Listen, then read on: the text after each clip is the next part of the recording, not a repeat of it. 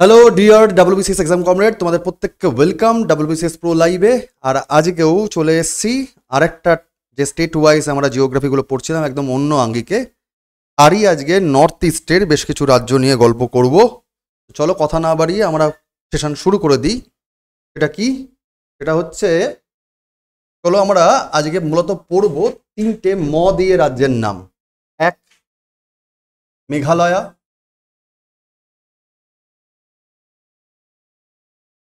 এটা সমস্ত ডিটেল দেখে নেব। দুই, দেখে নেব আমরা মণিপুর, যাদের সামনে মিসলেনিয়াস, তাদের তো খুবই important topic Manipur ethnic violence নিয়ে, বা নর্থ ইস্টার্ন স্টেটগুলোর জন্য সেভেন সিস্টারে খুবই হাইলাইটেড জোন এগুলো। আরেকটা 3 নম্বর পয়েন্ট আমরা দেখে নেব, সেটা হচ্ছে মিজোরাম। এটাও কিন্তু মায়ানমার বর্ডার রিজিয়ন অঞ্চলে যে টেনশন চলে এবং বাংলাদেশ ইস্যু নিয়ে যে টেনশনগুলো চলে, তার জন্য এগুলো কিন্তু খুবই গুরুত্বপূর্ণ জায়গা জিওগ্রাফিক্যালি এবং কালচারালি।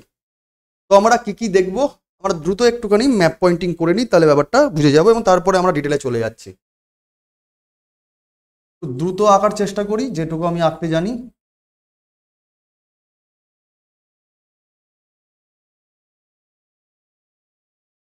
আশা করি অনেকে আন্দাজ করে ফেলেছো কোন জায়গাটা আমরা কিভাবে আঁকছি।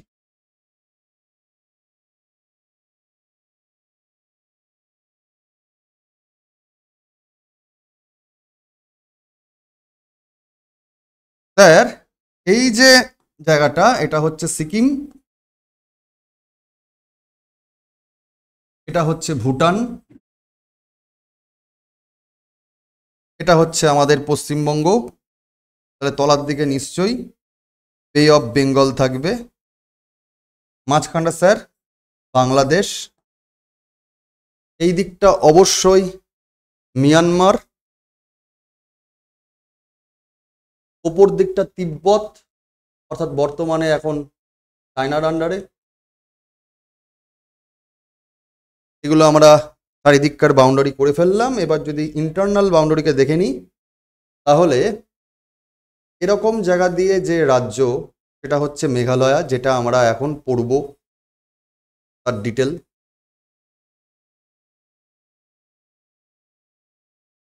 স্যার, এরম যে জায়গাটা সেটা হচ্ছে আসাম,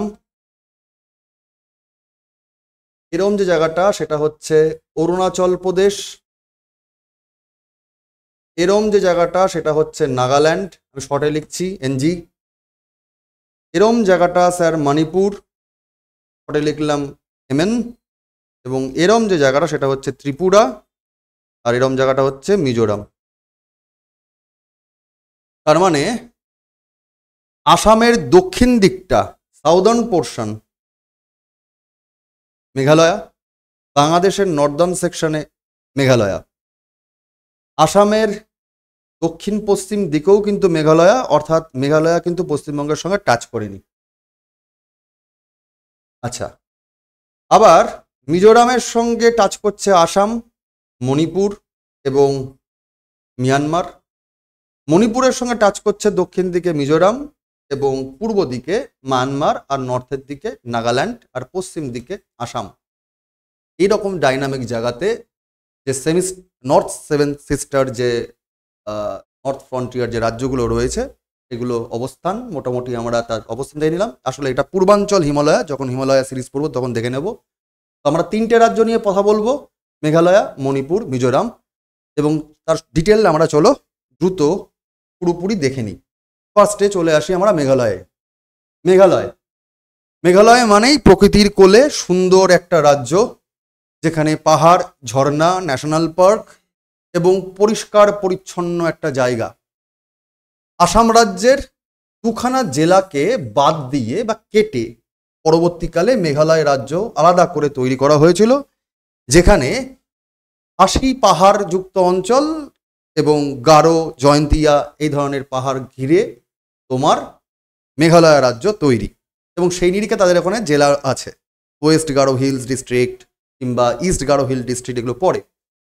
তাহলে মেঘালয় রাজ্য ভারতের উত্তর পূর্বে অবস্থিত, এটুকু নিয়ে কোনো কনফিউশন নেই, কারণ আমরা আগেই ম্যাপে দেখে নিয়েছি মেঘালয় রাজ্যটা ভারতের ইস্টার্ন সাইডে অবস্থিত, উত্তর পূর্বে অবস্থিত।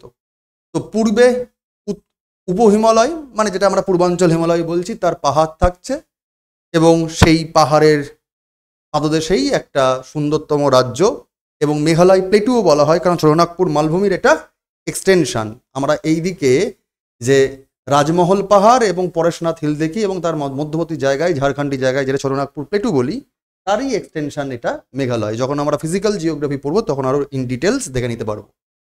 তো এই যে মেঘালয়ের রাজ্য, তার দৈর্ঘ্য হচ্ছে প্রায় 300 কিলোমিটার, আর প্রস্থে ওয়াইডনেস হচ্ছে প্রায় 100 কিলোমিটার। মানে এই যে কম বেশি এই ইস্ট ওয়েস্ট যে এক্সটেনশনটা এটা হচ্ছে 100 kilometre, R West to east যে লেন্থ এক্সটেনশন সেটা হচ্ছে প্রায় 300 কিলোমিটারের বিস্তৃতি। মানে অনেকটা স্কোয়ার বা আয়তক্ষেত্র টাইপের একটা জায়গা। এই মেঘালয়ের রাজধানী শিলং, যেটা সমুদ্রপৃষ্ঠ থেকে প্রায় 1496 মিটার উচ্চতায় অবস্থিত।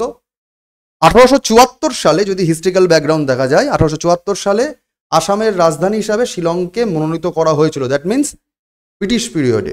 1885-এ তোমরা জানোই যে ন্যাশনাল কংগ্রেস তৈরি হয়েছে, তারও আগে আর কি, যখন আর কি পুরোপুরি এটা ওই লেফটেন্যান্ট জেনারেলের আন্ডারে থাকছে, মানে একটা প্রভিন্স টাইপের অঞ্চল।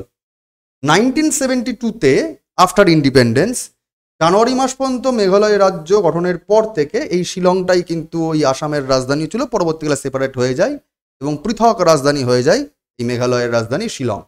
ঠিক আছে, তো শিলংটা বর্তমানে মেঘালয়ের রাজধানী। আরও কি ডিটেল দেখতে পাবো স্যার?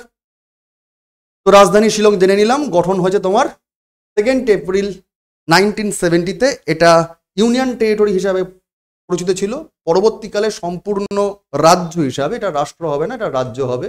রাজ্য তকমা পাচ্ছে 21শে জানুয়ারি 1972। তার মানে একদিকে বাংলাদেশ ওয়ার হয়ে আছে, তারপরেই কিন্তু এটা সম্পূর্ণ রাজ্য হিসাবে তকমা পাচ্ছে। সীমা বলতে, রাজ্য সীমানা বলতে আসাম, দেখতেই পাচ্ছ ম্যাপ অনুযায়ী, কারণ উত্তর দিকে আসাম রয়েছে, আর কোনো রাজ্যের সাথে কিন্তু বর্ডার শেয়ার নেই। পূর্ব দিকেও আসাম, উত্তর দিকেও আসাম, দক্ষিণ দিকে আবার বাংলাদেশের বর্ডার, এবং পশ্চিম দিকেও আসাম। তো কোনো রকমভাবে আসাম ছাড়া কিন্তু অন্য কোনো রাজ্যের সাথে এটা বর্ডার শেয়ার করেনি। আন্তর্জাতিক সীমানা একটাই, সেটা হচ্ছে বাংলাদেশ। জেলার সংখ্যা 11টা বর্তমানে, তোমরা পরীক্ষার আগে অবশ্যই আপডেট করে নিয়ে যাও। রাজ্য প্রাণী ক্লাউডেড লেপার্ড বলা হয়, বা মেঘলাচিতা বাংলা ভাষায়। রাজ্য পাখি পাহাড়ি ময়না। রাজ্য ফুল হচ্ছে লেডি স্লিপার অর্কিড। রাজ্য গাছ হচ্ছে গামহার, যাকে গামারি বলা হয় বাংলা কথায়। এছাড়া ওখানকার যে পাহাড়ি অঞ্চল, যেমন গারো, খাসি, জয়ন্তিয়া, সে অনুযায়ী ওখানকার ট্রাইবাল গ্রুপও রয়েছে, তো সেই কারণে ওখানকার আঞ্চলিক ভাষাগুলো হচ্ছে খাসি।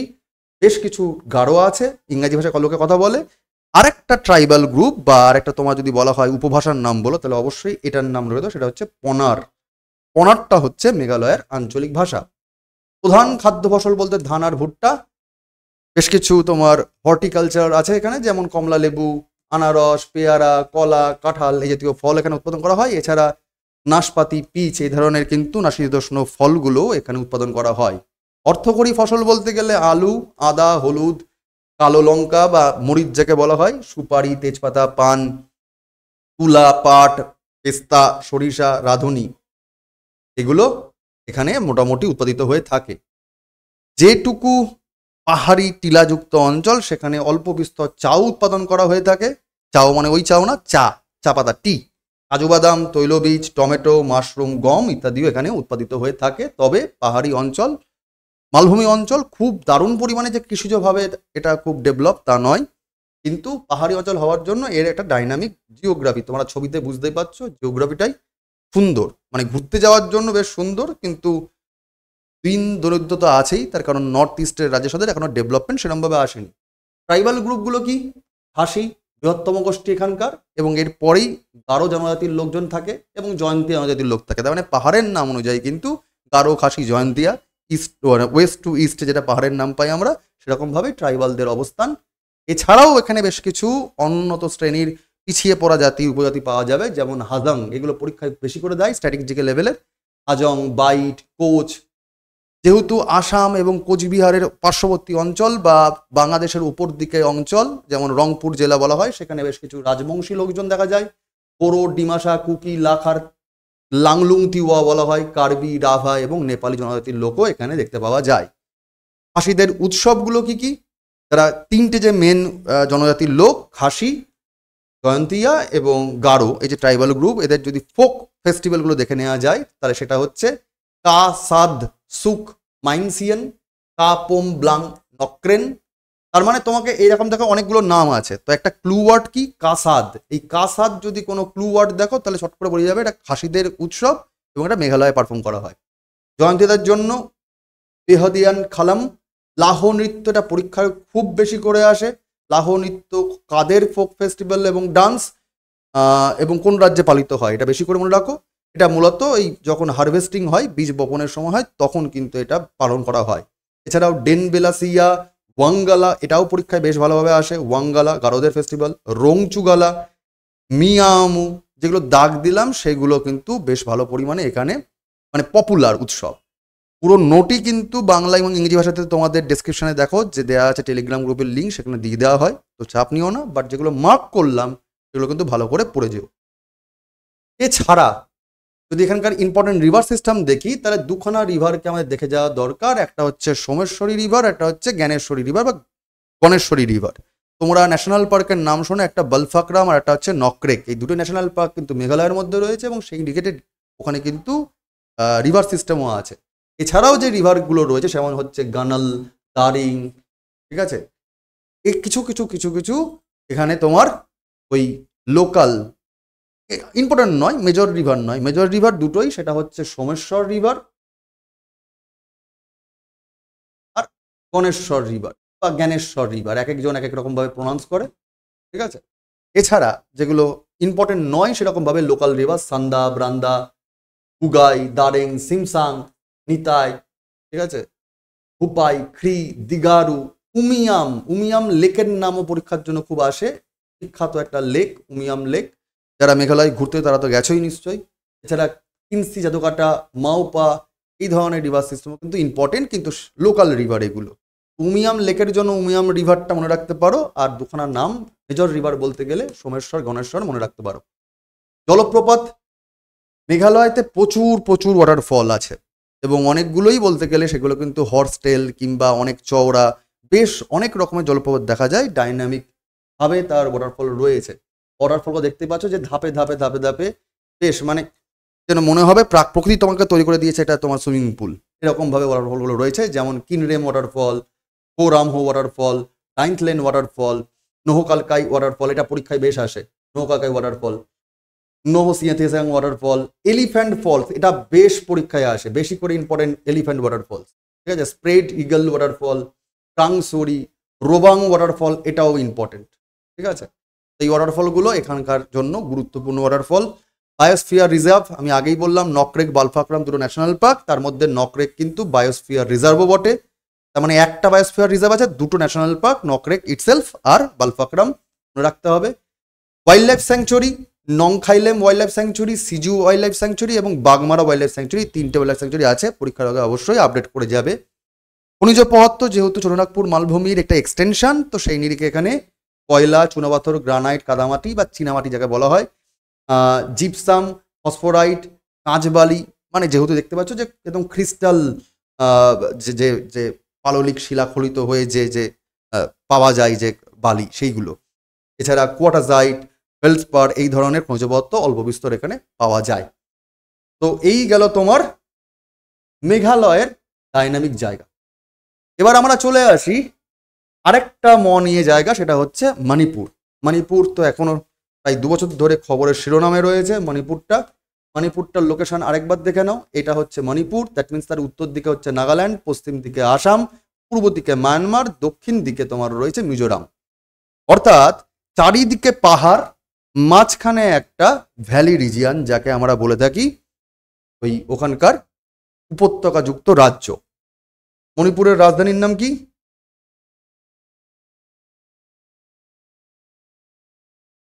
মণিপুরের রাজধানীর নাম কি?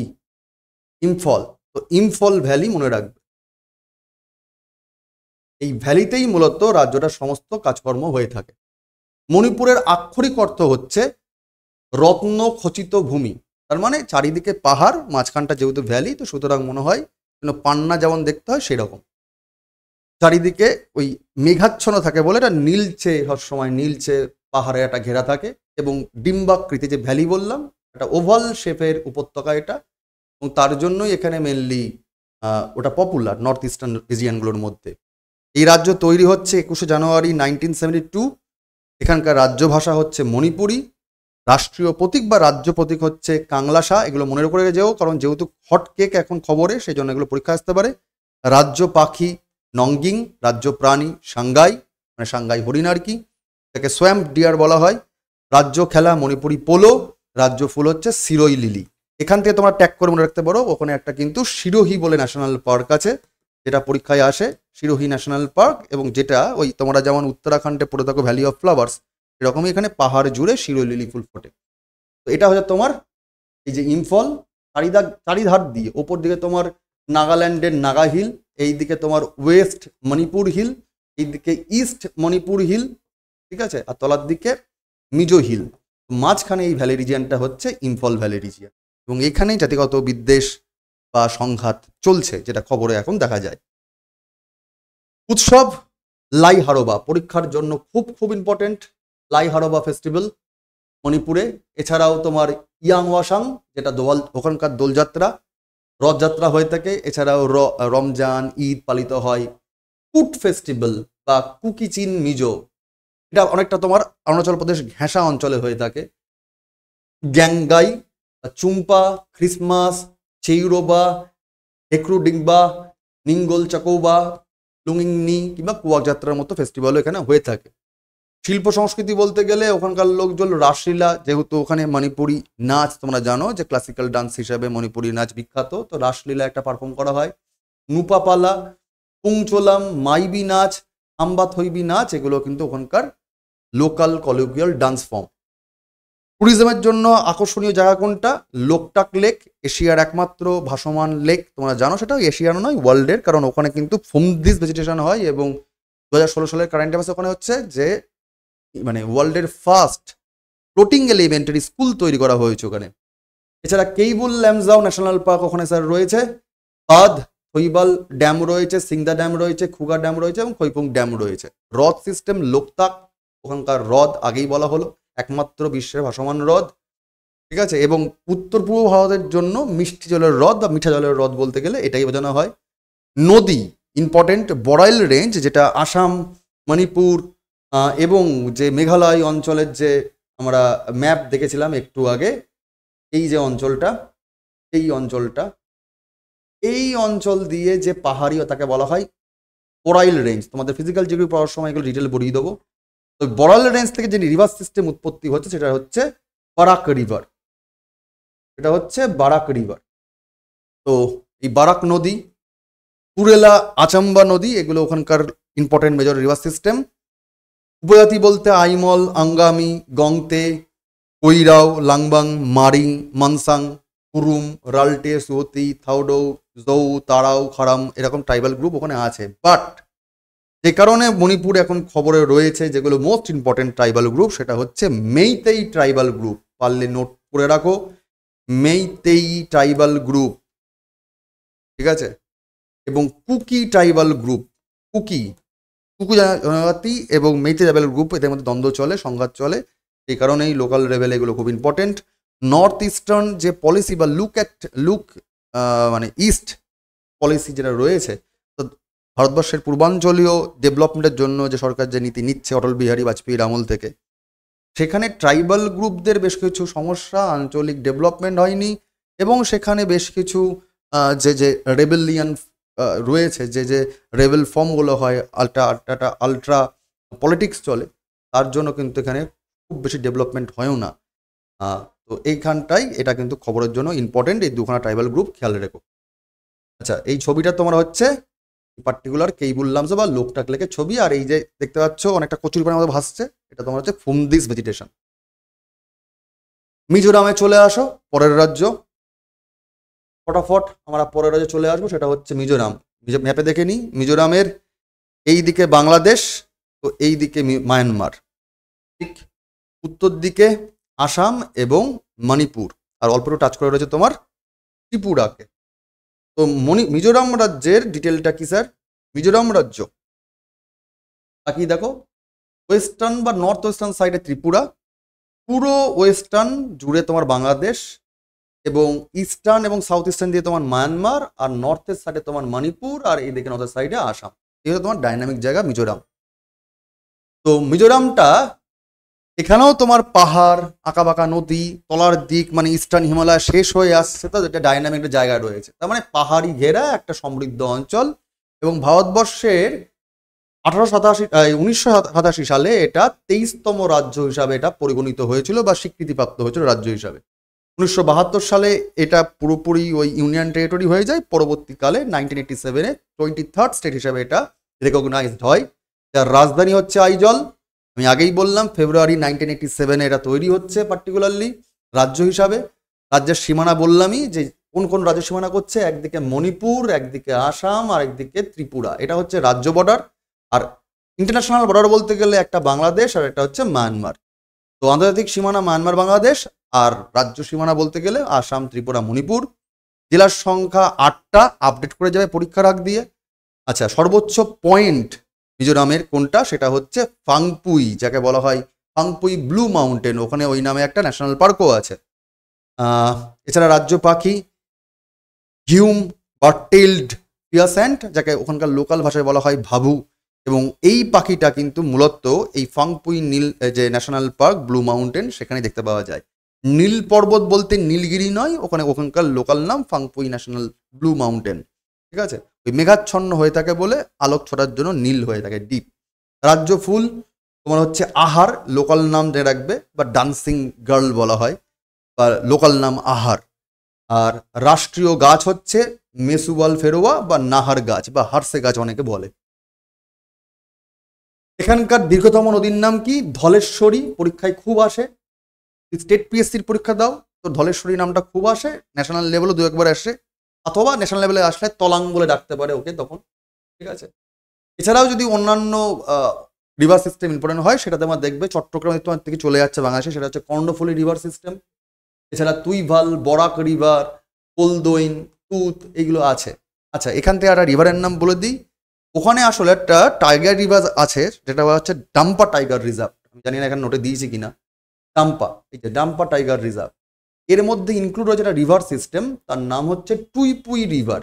তো পিএসসির পরীক্ষায় এইগুলো খুব পানিং ওয়ার্ড বলে ভালো করে পরীক্ষায় আসে, যে টুইপুই নদী কোন রাজ্যে অবস্থিত। এটা হচ্ছে মিজোরাম।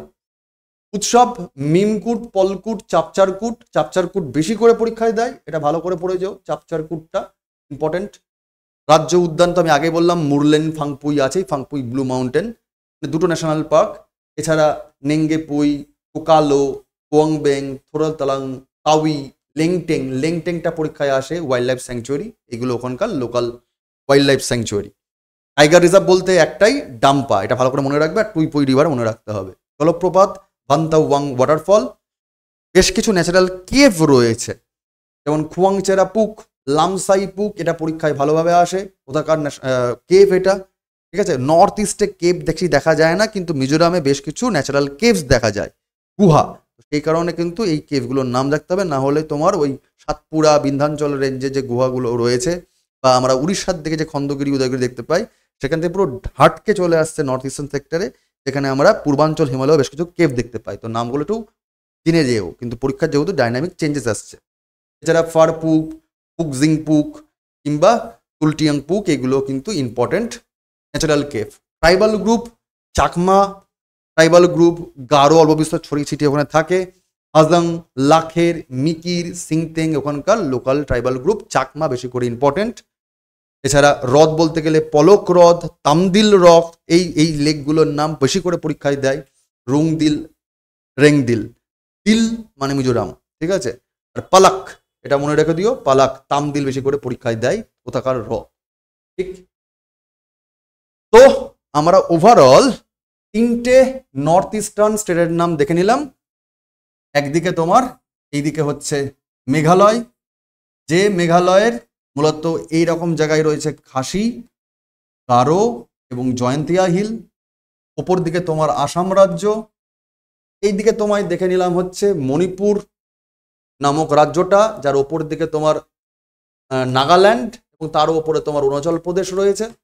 মণিপুরের এই দিকে আসামকে পেয়ে যাব, মণিপুরের তলায় পেয়ে যাব আমরা মিজোরাম, যাকে আমরা একটু আগেই পেলাম। এবং এই রকম সাইডে তোমার রয়েছে ত্রিপুরা। তার মানে একবার যদি রিক্যাপ করে নিই ওভারঅল, তাহলে মেঘালয়ের এই সাইডটাও আসাম, উত্তর দিকেও আসাম এবং পূর্ব দিকেও আসাম, কিন্তু তলার দিকে বাংলাদেশ পেয়ে যাব। মিজোরামের নর্থ ইস্টের দিকে ত্রিপুরা এবং আসামকে পাচ্ছি এবং উত্তর দিকে মণিপুরকে পাচ্ছি, কিন্তু পশ্চিম দিক জুড়ে বাংলাদেশ এবং পূর্ব দিক জুড়ে মায়ানমারকে পাচ্ছি। মণিপুরের ক্ষেত্রে চারিদিকে পাহাড়, মাঝখানে ইম্ফল ভ্যালি রয়েছে। মণিপুরের এই দিকে আসামকে পাচ্ছি, নাগাল্যান্ডকে পাচ্ছি, দক্ষিণ দিকে মিজোরামকে পাচ্ছি এবং পূর্ব দিকে মায়ানমারকে পাচ্ছি। এটা হলো তোমার ক্লাসের সিনোপসিস।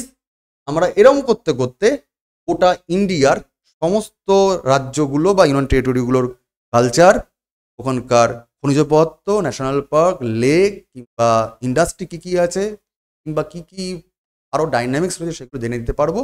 পুরো একবার প্যান ইন্ডিয়া ঘুরে নেওয়ার পর আমরা জিওগ্রাফির মূল কাছে চলে আসবো।